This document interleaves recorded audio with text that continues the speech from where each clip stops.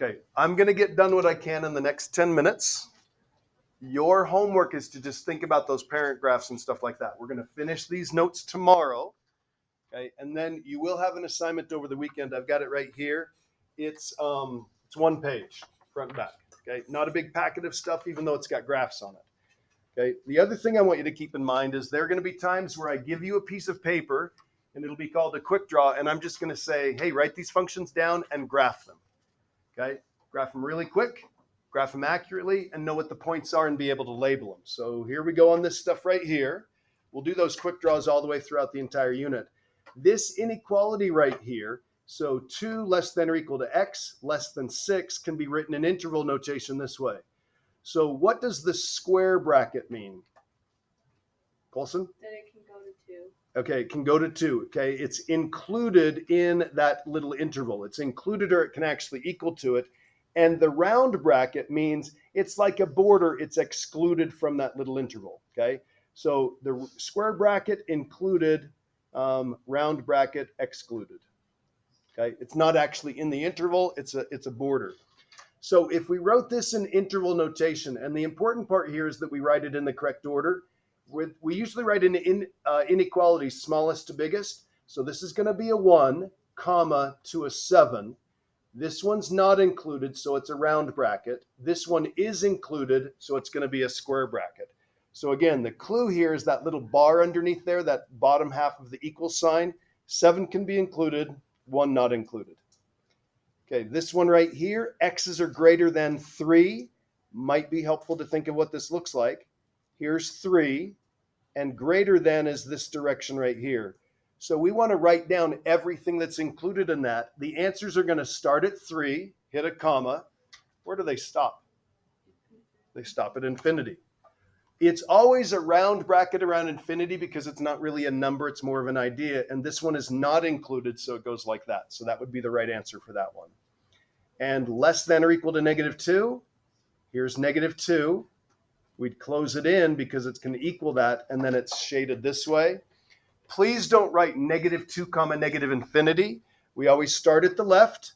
We start by getting negative infinity there. That's where the answers start, and then they go all the way up to -2, including -2.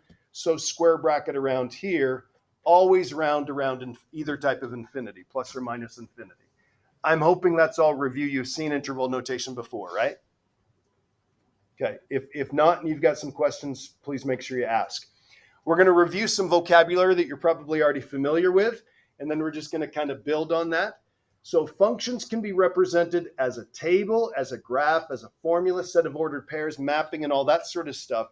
It doesn't make any difference how it's represented to us. The domain is the set of all, we can say, first coordinates, which means usually that's going to be the x's. For almost everything we do, we're going to just say the domain is the x's. And they're written from the smallest value to the biggest value.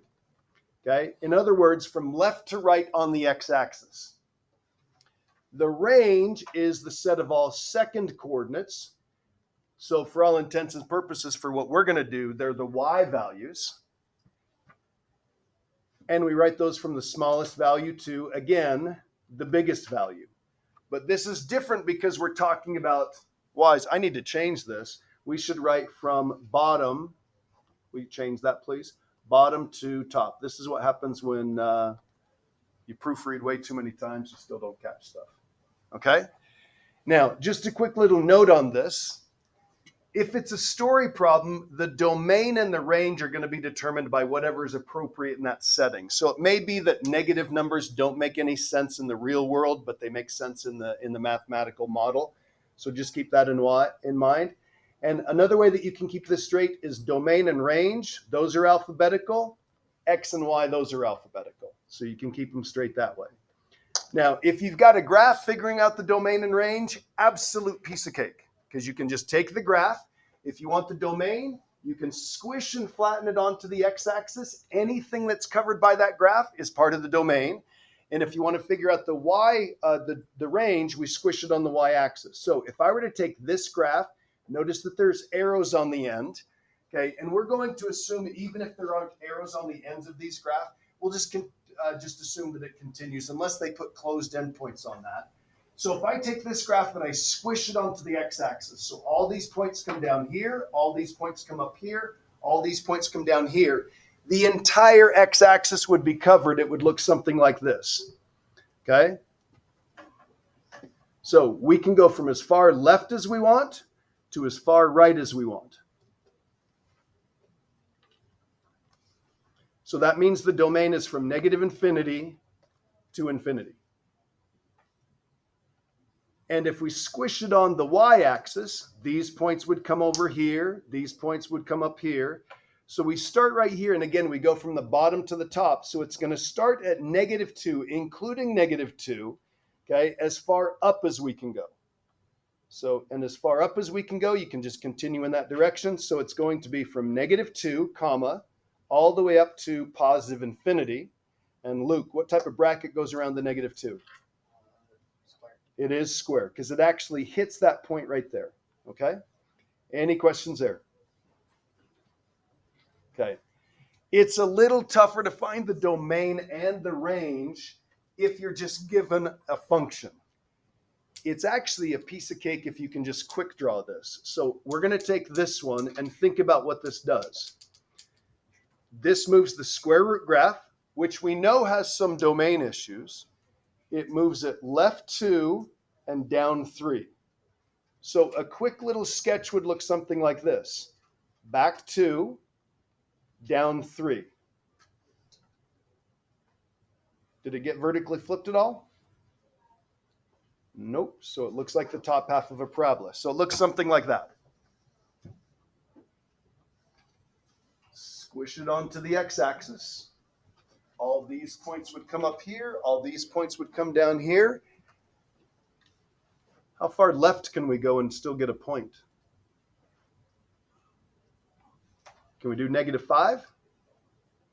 Nope, there's no graph over there. Okay, it starts about right here. So the domain is going to be from -2, comma, all the way to, how far right can we go? Infinity. So -2 to infinity, and it includes the -2. How far down can we go? Starts right here and goes all the way up there. So that's going to be from -3 to positive infinity, and we actually include both of those. Now, a sketch is the easiest way to figure out the domain and range. There is kind of an algebraic way to figure this out. Everybody remember this? Can you take the square root of a negative? Nope. So whatever's underneath here, the only part we're worried about for domain is this. X plus 2 has to be greater than or equal to 0. If you solve that, you're going to get from -2 to positive infinity. Okay? All right. For the next one, it says find the domain and range. Remember, assume graphs continue unless there's a closed endpoint. So this one goes forever in that direction. That's a square root graph that stops right there. There's a parabola right here. This is a cube root graph. Let's see, -1. Jack, what's that going to do to the graph? Move it right 1. It is. So it's going to move over here. And like Dee was eloquently stating, it's kind of like a parabola, but it's got the two halves and one side goes down. So it's got kind of this S shape, right? Keely, how far left can we go? Are we limited on how far we can go left? Yeah, negative infinity.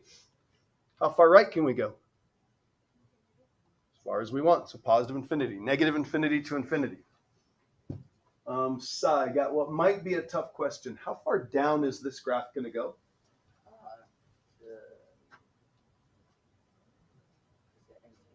It is. This is going to very slowly keep going down on the left side. Just like on this side, it's going to very slowly keep getting bigger. If we put in the cube root of 10 billion, that's still a pretty big number. So this is going to be from negative infinity to infinity. Everybody good there? Okay. Squish this on the x-axis. What's the domain for this square root function? How far left can we go? How far right can we go? How far down can we go? How far up can we go? Mason, how about the domain? From -3 3 including He's right about that. Negative and 3 including that. So square bracket all the way to infinity. positive infinity. Okay, Brittany, what about the range? Very good. What type of bracket around the negative 2? Square bracket. Square bracket. Yeah. Yes, sure. Thanks for the reminder. Okay. This is a parabola. Take a good look at it. Domain, how far left and right can you go? Range, how far down and how far up can you go? Wilson, what's the domain? Negative infinity. Okay, negative infinity to infinity. Okay, who's got the range? Jack.